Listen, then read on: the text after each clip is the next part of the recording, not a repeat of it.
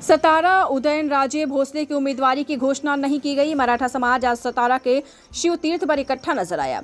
छत्रपति शिवाजी महाराज के 13वें प्रत्यक्ष वंशज उदयनराजे भोसले का नाम भाजपा ने सूची में नहीं रखा। नाम क्यों नहीं? नागरिक भी सवाल करने लगे हैं कि सतारा जिले में भाजपा पार्टी को बड़ा करने वाले छत्रपति उदयनराजे को बीजेपी ने धोखा दिया है।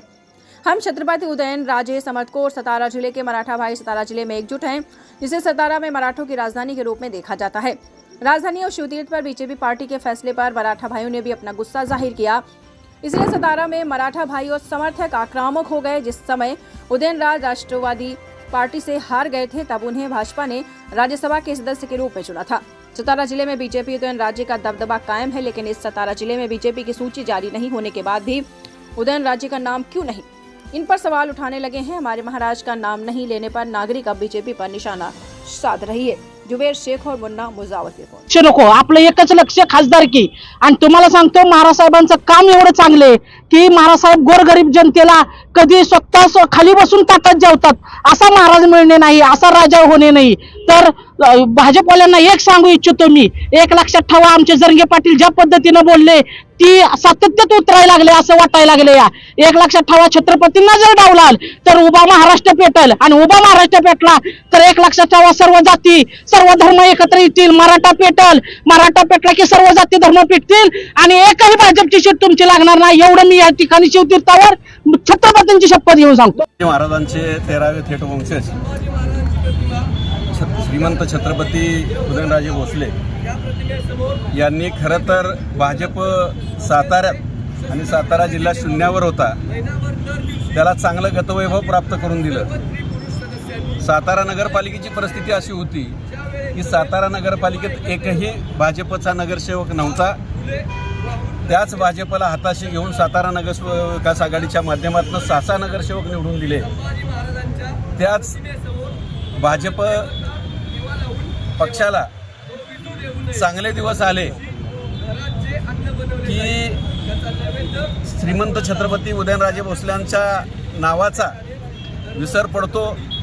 हे खरं तर लोकशाहीतलं आणि मराठा समाजाचं आणि इतर समाजाचं दुर्दैव आहे। ज्या गादीला देशभर आणि देशाच्या बाहेर मान सन्मान आहे, त्याच गादीला तिकिटासाठी उमेदवारी लोकसभेला मिळावी यासाठी जर तिष्ठावं लागत असेल तर त्याच्यासारखं दुर्दैव दुसरं कुठलंही नाही। ज्या पद्धतीनं आज भाजपचा असेल, शिवसेनेचा असेल किंवा राष्ट्रवादी अजित पवार गटांचं असेल, त्यांचं राजकारण चाललंय, हे राजकारण थांबलं पाहिजे। अन्यथा त्याचे परिणाम सर्व देशभर हे जे राजकीय पक्ष एकत्र आले त्यांना भोगावे लागतील। श्रीमंत छत्रपती उदयनराजे भोसले कालही खासदार होते, आजही आहेत, उद्याही असतील। अशा पद्धतीची एक खूणगाठ आणि एक व्यूहरचना सर्व समाजानं बांधलेली आहे। ज्या पद्धतीनं तुम्ही राजकारण करताय त्याचे जे मतदार आहेत तेच मतदार तुमच्या सोबत राहतील का नाही, अशी आज परिस्थिती आहे। सर्व समाज एकवटलेला आहे आणि सर्व समाज एकवटलेला असताना तुमची एक वेगळी चूल तुम्ही जर बांधणार असाल, वेगळी चूल मांडणार असाल तर हे मराठा समाज असेल, इतर समाज कधीही हे करणार नाही। उदयनराजे भोसले यांनी कधीही जातीपातीचं राजकारण केलेलं नाही। सर्व समाजाला बरोबर घेऊन जाण्याचं काम आजपर्यंत उदयनराजेंनी केलंय, भविष्य काळातही तशाच पद्धतीचं राहील। गोरगरिबांना न्याय मिळवून देण्याचं काम, गोरगरिबांची कामं करण्याचं काम कुठलाही पक्ष, कुठल्याही पक्षाचा उमेदवार नेता आहे, कुठला पक्षाचा कार्यकर्ता आहे, अशा पद्धतीची कुठलीही भावना किंवा कुठलाही विचार त्यांच्या मनात नसतो। आणि अशा एखाद्या चांगल्या व्यक्तिमत्वाला तुम्ही डावलून स्वतःचं अस्तित्व वाढवण्याचा जर प्रयत्न करणार असेल तर कदापि सहन केलं जाणार नाही। श्रीमंत छत्रपती शिवाजी महाराजांचे 13वे वंशज आमचे दैवत श्रीमंत छत्रपती उदयनराजे महाराज भोसले साहेब, आज यांना जर भाजपवाल्यांनी तिकीट म्हणजे एक नंबरला यादीत नाव आलं पाहिजे होतं. ते 3 म्हणजे आलेलंच नाही नाव. पण पक्ष आम्ही मानत नाहीये. भाजप हा पक्ष कमळ हे का असं फुलले, हे महाराजांच्या मुळेच आज कमळ इथं फुललेलं आहे. आणि हे भाजपवाल्यांनी विसरून जाऊ नये. आणि जरी भाजपवाल्यांनी दिलं किंवा नाही दिलं तर आपल्या ह्या समाजातल्या सर्व जी मराठा असू दे किंवा सर्व जी सगळी 18 पगड जातीतली लोक असू दे, या सर्वांनी ठरवलेलं आहे. आज जो काही सातारचा खासदार असेल ते फक्त आमचे राजे आणि राजेच असतील. ज्या वेळेला महिला मोर्चाच्या चित्रताई वाघ आल्या होत्या, त्यांनी लाखोंच्या संख्येनं आज महिला जमल्या होत्या आणि त्यावेळेला त्यांनी फिक्स केलं होतं खासदार हे आपले फक्त उदयनराजे महाराजच असतील.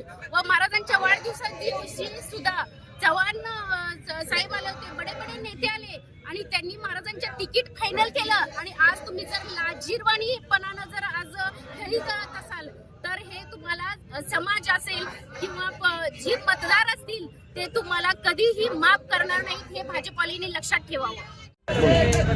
आज संबंध देशामध्ये लोकसभेचं पडगम वाजलं असताना या भाजपवासी नेत्यांना बसता उठता ज्यांचं नाव घ्यावं लागतं असे छत्रपती शिवाजी महाराज, युवराज छत्रपती संभाजी महाराज, आज ह्यांच्याच वंशजांचा छत्रपती उदयनराजे असतील वा विधानसभेच्या आता याच्यानंतर लागणारी निवडणूक असेल तेव्हा छत्रपती शिवेंद्रराजे भोसले असतील, यांचा विसर पडू नये असं आम्हाला वाटत होतं. परंतु याचा विसर या कूटनीती करणाऱ्या भाजपच्या सगळ्या नेत्यांना पडलेला आहे. आम्ही राजधानीतल्या साताऱ्यातले एक मावळे म्हणून निश्चित सांगतो की इतिहास तुम्ही विसरला असाल, परंतु इतिहासाची पाने जर थोडी मागे जाऊन पाहाल तर आमच्याच एका मावळ्याने छत्रपतींच्या शिलेदाराने हत्तीला पायाखाली तुडवलं होतं. तसाच तुमच्या पक्षाच्या चिन्हालाही पायाखाली तुडवायला या साताऱ्यातले मावळे कमी पडणार नाहीत. लागू नका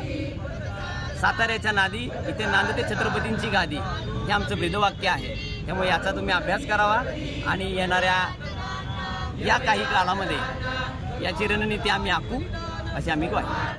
भाजपच्या बाजूने काय असतं, मावळे साताऱ्यातच नाहीत, फक्त देशभर आहेत. आणि ह्या देशभर मावळ्यांचं भारत जे त्यांच्यावर कूटनीती करतील त्यांना ते भोगावं लागेल. त्यांना भोगावं लागल्याशिवाय त्यांनाही कळणार नाही.